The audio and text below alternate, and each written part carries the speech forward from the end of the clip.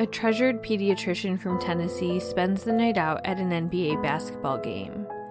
She calls her mom from the game and mentions to her that she isn't feeling well. After she gets home, she hosts a couple of girlfriends at her place to finish out the evening as a quiet night in before heading to bed. What happens after they leave her home is a mystery, but her family began to worry that she wasn't around early the next morning to babysit her sister's children, something she was scheduled to do and she would never miss. In the days following, alarming clues would point to her meeting with foul play, and circumstantial evidence would cast suspicion and shift public opinion on those closest to her. Still, almost everything in her case is surrounded by mystery.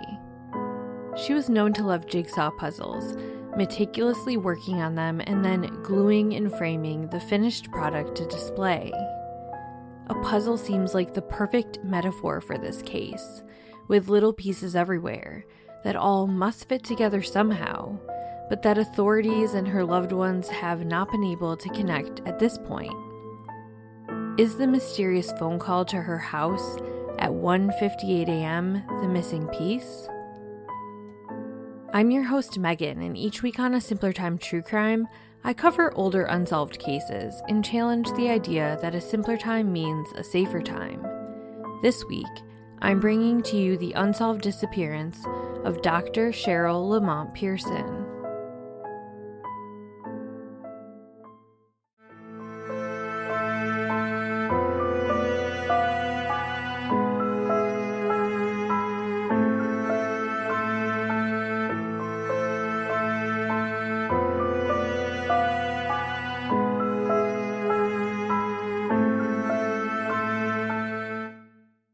Friday, January 4th, 2002 was slated to be a nice night for Memphis Grizzlies season ticket holder Dr. Cherryl Lamont Pearson. The 37-year-old was a huge basketball fan. She had been a standout player herself through high school and through college. The Grizzlies were having a losing season, and they were hoping to break a 2-game losing streak in their 8 p.m. matchup against Atlanta. The energy was high at the Pyramid because the game was close. At a break in the game, Cherryl used her cell phone to call her mother Hazel. She jokingly called to ask her mom about her favorite player, Michael Jordan, and how he was doing in a televised game that Cherryl was not watching because she was at the live game. Hazel knew exactly why her daughter was calling. It was to tease her and to rub it in. Because you see, for a while now, Hazel had talked about how Cheryl's basketball idol, Michael Jordan, was too old to be playing basketball still. And if you don't follow basketball, you should know that Michael Jordan is one of those professional athletes, kind of like Tom Brady and Mario Lemieux. He couldn't quite commit to retirement, so he ended up doing so multiple times, and at this time and during this particular season, he had just returned after a 3-year retirement. So he indeed was playing on the same night for the Washington Wizards against the Chicago Bulls. But his Wizards fared much better than Cheryl's Grizzlies. The Grizzlies would drop their 3rd straight game that night with a score of 113 to 109. Now, while she was on the phone with her mother, Cherryl mentioned that she wasn't feeling well, that she kind of felt dizzy and lightheaded. This wasn't completely out of the ordinary because Cherryl had pretty severe type 1 diabetes that she managed with an insulin pump.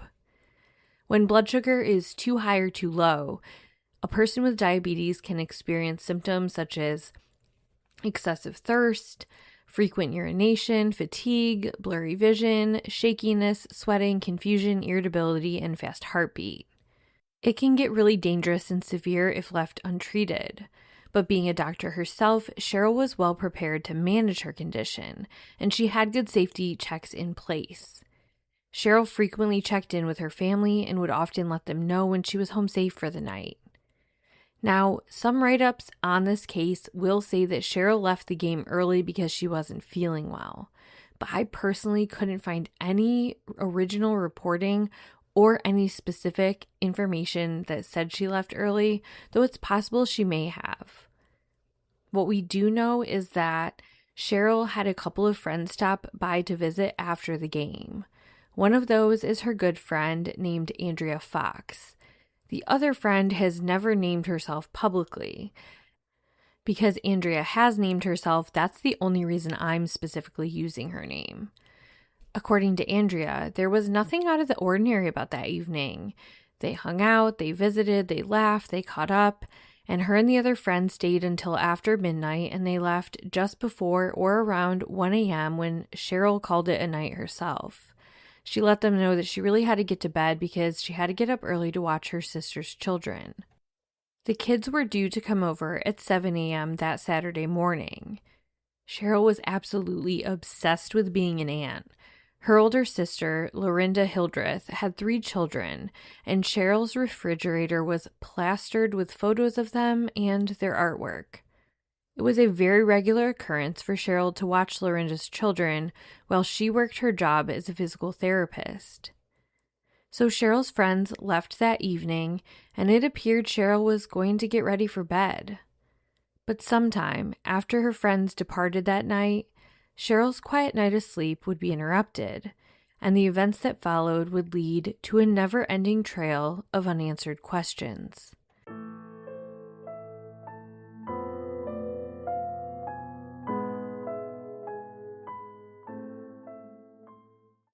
At 7 a.m. on Saturday, January 5th, Leon and Hazel Pearson were noting the sunshine beaming through the windows on the crisp winter morning, and they had just sat down to the breakfast table when they got a jarring phone call. They just typically didn't hear from anyone quite that early. On the line was their daughter, Lorinda, and she was letting them know that she was standing outside her sister's house, and that all was quiet and she wasn't answering. Even more puzzling, her sister's blue car was nowhere to be found. Lorinda and her parents immediately began to worry about Cherryl and her diabetes. As it turns out, Cherryl and her mother had not had their typical goodnight conversation that night to ensure that Cherryl had gotten home safe. This is just my personal speculation, but because they had just spoken so recently right at the game, Cherryl probably viewed it with a bit of redundancy. It's also possible that her friends arrived at about the same time she got home or shortly thereafter. This is 2002. We know that Cherryl had a cell phone and that she used it to call her mom that night, but in 2002, texting was far less commonplace. And my understanding was that she was calling her mom on her mom's landline, so she couldn't have texted goodnight and that she was home safe. Hazel and the rest of the family worried about Cherryl experiencing a medical emergency. Leon and Hazel immediately abandoned their breakfast plates and they hopped into their car with their oldest son. The Pearson parents then headed out to make the 70-mile drive from Jackson, Tennessee to Bartlett. Bartlett, Tennessee is about 12 miles outside of Memphis, and Cherryl chose an upscale 2,100 square foot sprawling brick ranch on Daybreak Drive as her home. It overlooked Quail Ridge Golf Course, and the home sat amongst others on the streets with perfectly manicured shrubs and lawns. Now without childcare and worried about her sister, Lorinda had to cancel her appointments for the day. When her family arrived from Jackson, they came with their copy of Cheryl's house key and they let themselves in. Nothing was in disarray. The house was, as I mentioned, obviously locked. And everything looked lived in but in order. No signs of any kind of struggle, no blood, no sign that any major event happened in the house. But there were a few things left behind that were out of the ordinary, such as Cheryl's cell phone and pager. They were on the kitchen table, as well as all of her insulin supplies that were left behind. At this point, Cheryl's family decided to file a missing persons report with the Bartlett Police Department, though her family would later share that they felt police didn't view it with too much urgency at first. After all, Cherryl was a single, grown, professional woman who may have been out with someone for the night. But Cheryl's family insisted this just wasn't like her, and that she was very committed, predictable. Her mother, Hazel, told the papers, quote, "She's not flighty, more of a homebody," end quote. Her sister Lorinda emphasized this and told the papers, quote, "If I'd say, Cherryl, you're going to keep the kids, she would have been right there. 2 or 3 days a week, she would be here or we would be over there. For her to just go off and not leave a note or something." End quote. Cherryl was always known as being reliable, studious, and a ton of fun, affectionately referred to as the Queen Bee. At family gatherings, her family said you could always expect her to show up with all the board games to play. Though her sister Lorinda joked and told the paper that either Lorinda or her mom, they'd always be the ones doing all the cooking and prepping and cleaning, and that Cherryl would just show up as the life of the party and come to eat, which I love. Even in the sadness of missing Cherryl, that's just such a sister relationship to kind of tease about those sisterly things. I would much rather have someone tease about those things than hear another cliched interview about someone lighting up a room. Which, to be fair, it does sound like Cherryl did. The 3 Pearson children grew up in Jackson, where Leon was a school principal and Hazel was a school counselor. Cherryl was the baby of the family, but Lorinda was only a year older, and their mother used to dress them in the same outfits for as long as they would tolerate it, just like they were twins. Cherryl loved to dress up pretty for church on Sundays, and her favorite color was purple. When she was little, she loved the Dr. Seuss book, The Foot Book. You know the one. Left foot, right foot, feet, feet, feet. How many feet you meet? Or it's something like that, right? Well, if Cherryl were here, she'd be able to correct me because, according to her father, if he would try to skip a line and maybe end the night a little early after already reading the foot book a few times and he would try to skip a line, she would call him out, which is just so cute. As she got older, Cherryl was a great student. Hazel would joke that Cherryl liked to study to get out of doing chores. She'd say, "Sorry, Mom, I can't do the dishes. I have to study." And that paid off for her. After graduating high school in 1982, she got her degree in chemical engineering from the University of Tennessee at Knoxville. She worked at a chemical company out of state while secretly applying to medical school, her true passion. One day, her mom got a call from Meharry Medical College saying that Cherryl had been accepted. Her mom was very confused and called her, and she said, "Oh my God, yes, Mom, please tell them that I'm in." So off she went to pursue her dreams. And by the way, Meharry Medical College is a prestigious historical institute that graduated some of the nation's first Black physicians, and it's just remained a pillar ever since.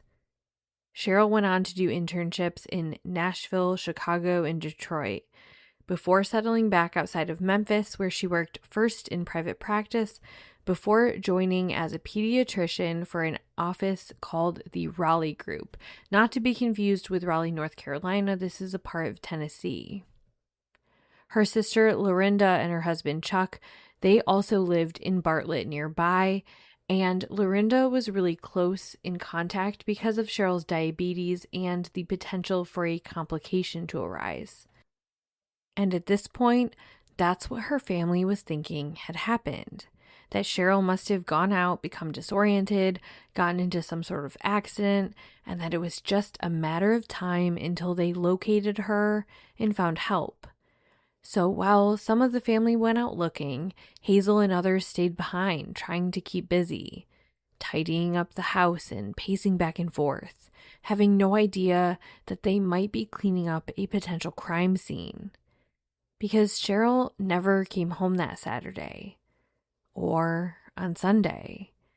But by Monday morning, with the search kicking into high gear, a discovery turned the investigation in a whole new direction.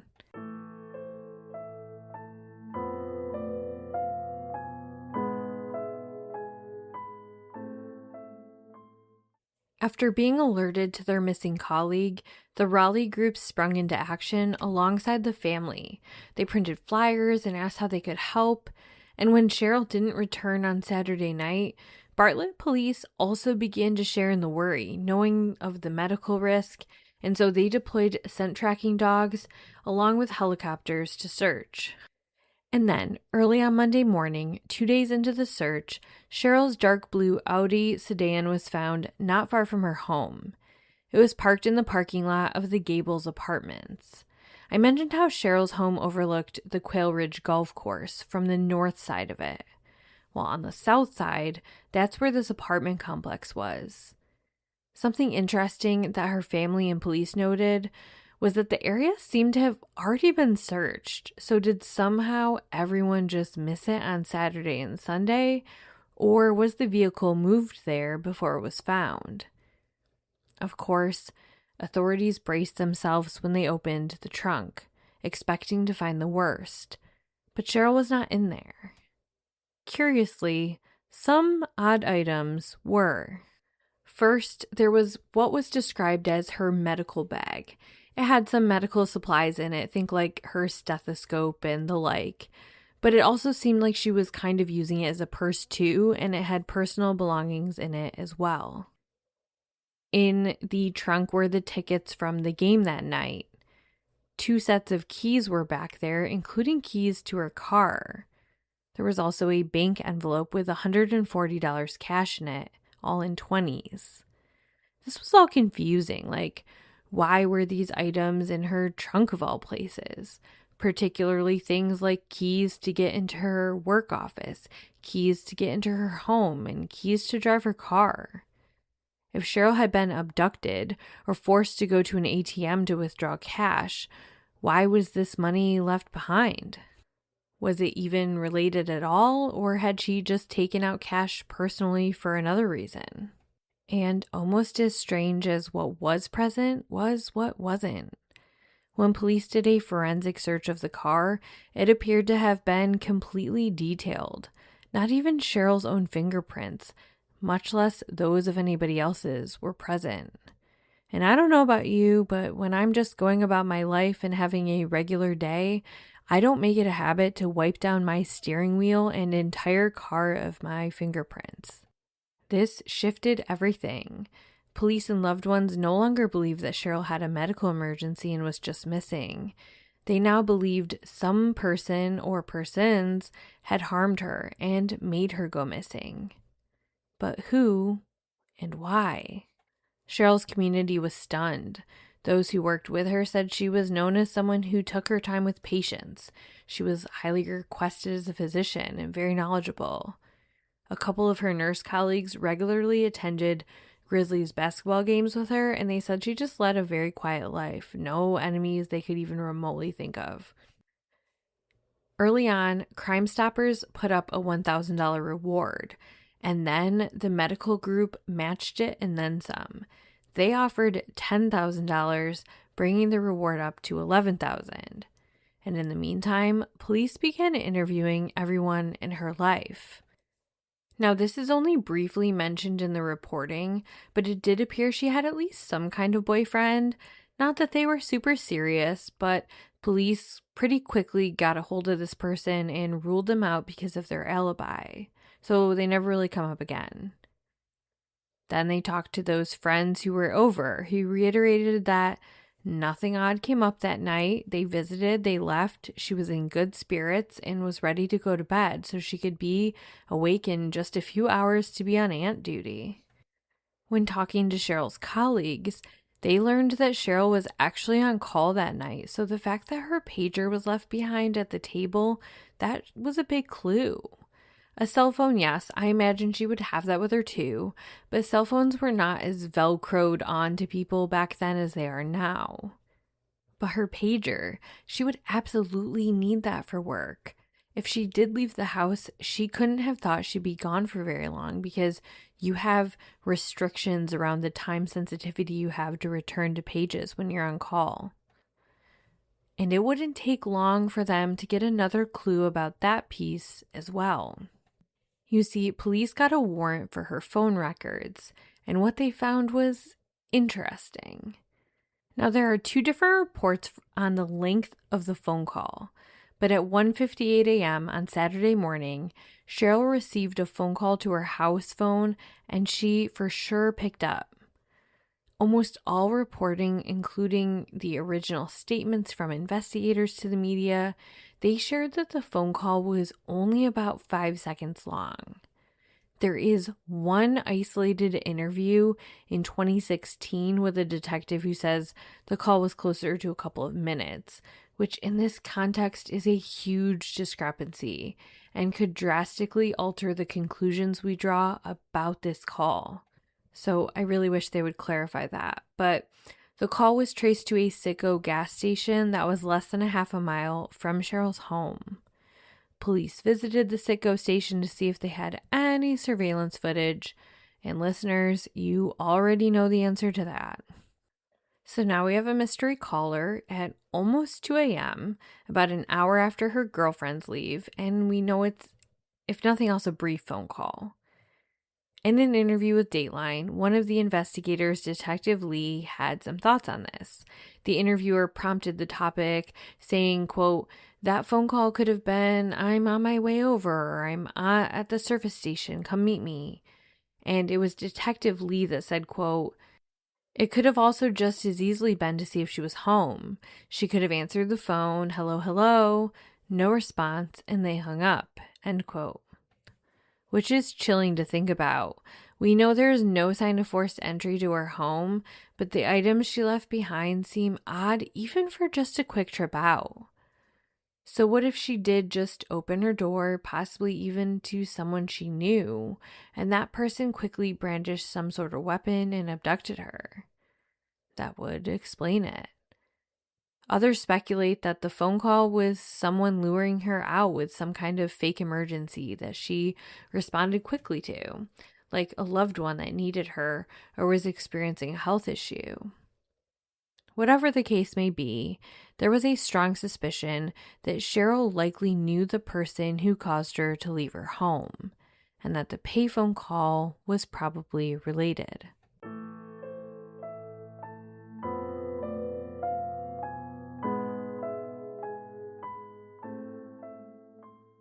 Hazel and Leon Pearson continued to try to get their daughter's story coverage, something that was hard to come by. Sure, some local papers ran stories, and this was just a few years prior to the internet and social media being used as a major tool for missing persons cases. Still, it's just crazy to me that a pediatrician can disappear into thin air from her home and that it's not national news and nobody talked about it outside of the Memphis area for the longest time. And I can't help but be aware of the missing white woman syndrome phenomenon and that there's a lack of coverage that Black and Indigenous people have faced with getting media coverage for decades. This is the type of case that feels like if it just received a little more pressure and media coverage early on, maybe it would have had a better chance of being solved. We just don't know. But the lack of coverage doesn't exactly sit right with me, and it's important to mention it. But her local community and her loved ones, they really did rally. Her family tried to give the case a boost. 2 months in, they contributed $5,000 of their own. At the time, they said that their daughter Lorinda was having the hardest time with it, struggling with the hole in her life that her sister's presence usually filled. Her family hired a private investigator. Her brother was going to hire a psychic until he found out that she was going to cost about $1,000 and made no promises on that return on investment.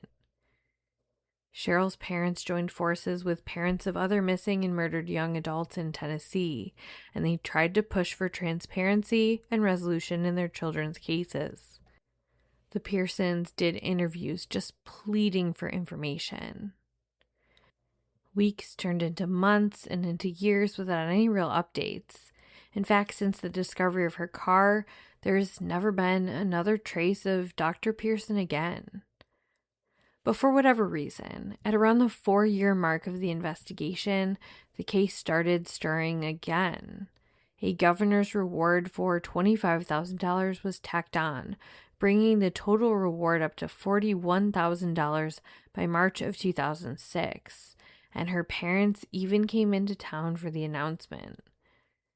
And maybe it's because that significant reward drummed up exactly 0 new leads, but at this time, the police began giving more interviews, and they had a sharper edge in talking about their suspects. For example, early on, Police had begun to suspect someone with very close proximity to Cherryl, her brother-in-law, Chuck. Yes, the one married to her sister, Lorinda. And here's why. Chuck had a checkered past and a checkered, not-so-distant past. In late September of 2001, just a few months prior to Cherryl going missing, Chuck Hildreth walked into a bank in the town of Raleigh, Tennessee, in a hat and a wig, claiming to have a bomb. He handed a note to the teller and threatened to hurt her if she didn't give him money. After telling her he had a bomb in his deposit bag, she handed over the money and he left. He was apprehended just a few days later and charged with aggravated robbery. He was bailed out and was awaiting trial when Cherryl went missing. I don't have the ins and outs of Chuck and Lorinda's financial situation. Some sources say they were having marital and financial troubles. I mean, I would say robbing a bank would lead most people to think that you were having trouble with finances, but I don't have their bank statements in front of me, so I truly don't know. But what I do know is that Chuck seems extra suspicious because Cherryl had a life insurance policy that was fairly substantial, about $150,000 total, and it was to be paid out to her sister Lorinda in the event of her death. It was said that Cherryl had thought the world of her nieces and nephews, and that it was left to her sister so that they would be taken care of if something happened to her. On one hand, money can be a huge motive in these cases, and we see right here that her brother-in-law was facing criminal charges. He was struggling financially, and we know that things like lawyer fees and all sorts of other stuff he had ahead of him that cost a lot of money. But at the same time, Chuck went to jail for these charges. He served his time, and with Cherryl just missing and her body not being found, there was no life insurance payout. In fact, you'll recall that Cheryl's family hired their own private investigator. Why would they do that if they were somehow involved in this? That and Cheryl's parents did not feel like Chuck had anything to do with it. And after the police went on TV and they aired their suspicions about Chuck, the family really pulled back from communicating with police and the media. On one hand, this could look suspicious because it looks like the family's not cooperating in the investigation. And that's a fair perspective and opinion to have. But also, I could see where if he is innocent, they are already grieving and now they just feel victimized all over again. So you're probably wondering, did Chuck have an alibi? Well, it's worth noting that police really didn't focus on Lorinda at all, but they questioned Chuck several times. In 2006, they said that he had an alibi, but they weren't satisfied with it. He was at a store, for example, for some of it, and they were able to see that he was on the surveillance camera, but they couldn't be sure that the timestamps were correct, so fully solidifying his alibi was difficult. They said there were parts of his alibi that were inconsistent and that they couldn't truly rule him out. But by 2016, 10 years later, a detective interviewed said that they had worked hard to verify his alibi and they felt content in ruling him out as a suspect. Even though he seems to be in the clear, if you look at any single webpage or Reddit thread on Dr. Pearson, you will see people pile on and say that they absolutely believe he did it. And if not himself, he had something to do with it, and that his family behavior was suspicious. Some of the other finger-pointing behavior at the family has to do with other things people find odd, like how within a year they had returned her vehicle to the leasing dealership and let her bank take the house. In their defense, though, Cheryl's family was middle class. They weren't poor, but they weren't doctors either. There isn't a playbook out there on what to do if your loved ones go missing, and those of us on the sidelines looking in, we only see little pieces of the news reports. But when you dig deeper, these families sometimes have to go through great troubles just to gain access to the information needed to handle financial obligations, cancel subscriptions, cancel expenses, and take care of the estate. It's exhausting to do on top of grieving a loved one, and exhausting is probably not even the right word, it's just what came to mind. The car was forensically examined and found to be wiped down. They weren't going to keep paying for her lease payments for no reason, and they likely couldn't afford to just keep paying her mortgage. They did take all the meaningful things that connected them to Cherryl, her board games, family photo albums. They donated some of the clothes and stored other items, but they kept her puzzles and her framed puzzles, everything that was sentimental. And they let go of the rest.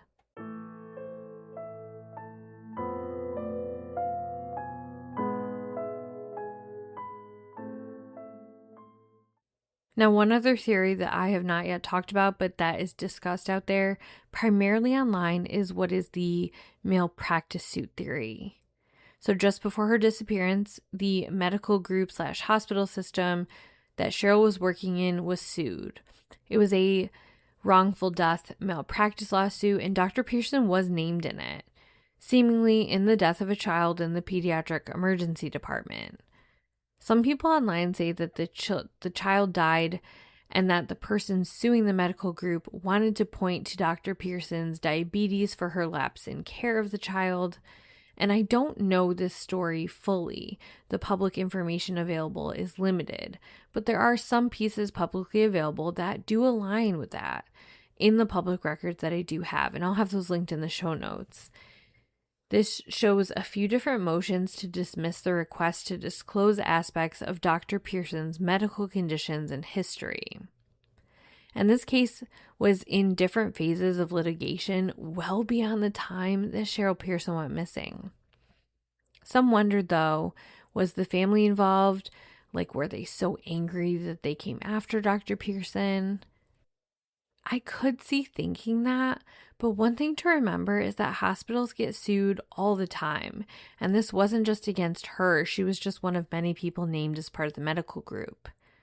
This lawsuit seemed to be settled out of court, like many of them are, so it seems to me personally like it's a bit of a stretch, but it's never been named as excluded either, so I at least wanted to mention it. Over the years, there hasn't been much more out there. For a while, Dr. Pearson's tiny little patients would show up to her office and say, "Is my doctor back yet?" breaking the hearts of those who worked there. They have been interviewed over the years, and they're shocked that there's no conclusion. There was one other sign of closure, potentially, in December of 2010. Human bones were found in Lakeland, 8 miles outside of Bartlett, by some hunters, and at first people immediately thought of Dr. Cherryl Pearson. But it was determined relatively quickly that those were not Cheryl's, but those of a man instead. As a quick PSA, those bones have not yet been identified, and for my sleuthing listeners out there, it's believed that this person was 30 to 50 years old at the time of their death, which is estimated to be between 12 to 18 months before the bones were found in December of 2010. It's thought to be a white man, but not much more has been figured out beyond that. The last and final clue came in 2013, and it's pretty convoluted.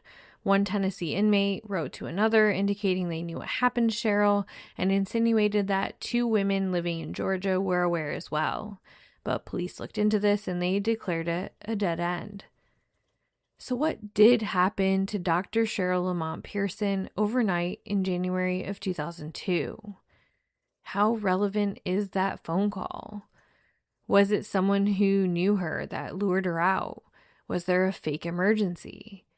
Did the person do what the detective thought, such as just call to see if she was home and then showed up to her home and got her to open the door? Did the insurance policy have any part in her death? Was it someone she knew or was it a stranger? Why did she leave her insulin supplies and her pager behind? Does that mean that the crime really did happen in her house? Like, did someone just clean up? Where was her car for those couple of days?